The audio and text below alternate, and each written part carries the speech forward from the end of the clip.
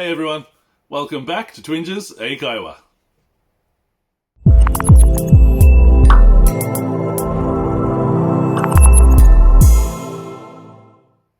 皆さん、こんにちは。Twinges 英会話です。Welcome back。今日のワンポイントレッスンは Affect 影響 versus Effect 効果。まあ、最初の文字だけ違うね。A がいいだね。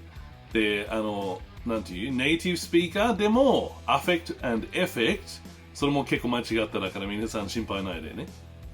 で、ちょっと簡単教えるね、今日は。最初は Affect でいきましょう。まあ、簡単というのは Affect それは動詞。で、動詞だから、regular verb。だから、過去言うのときは ed。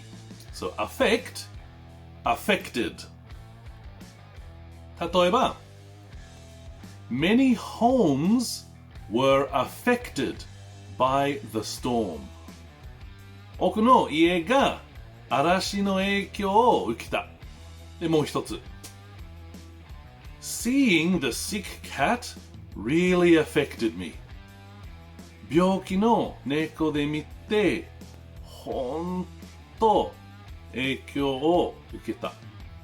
で、最後もう一つ。The company laid off 100 workers, but I wasn't affected. その会社は100人を解雇した。しかし、私は影響を受けませんでした。はい、この effect でいきましょう。最初、E だね。effect ちょっと変な発音ごめんね。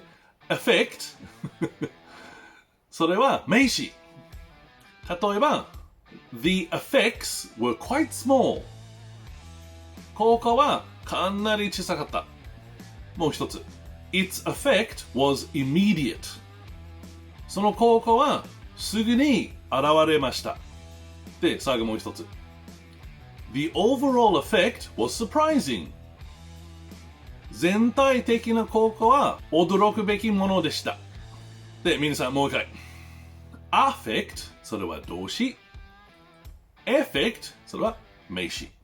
はい、皆さん勉強しましたかよかったよかった。もしまだ質問あります。みんなから謝ってるコメントしてください。で、いつも見るありがとう皆さん。Thank you for watching and see you in the next one. Bye bye.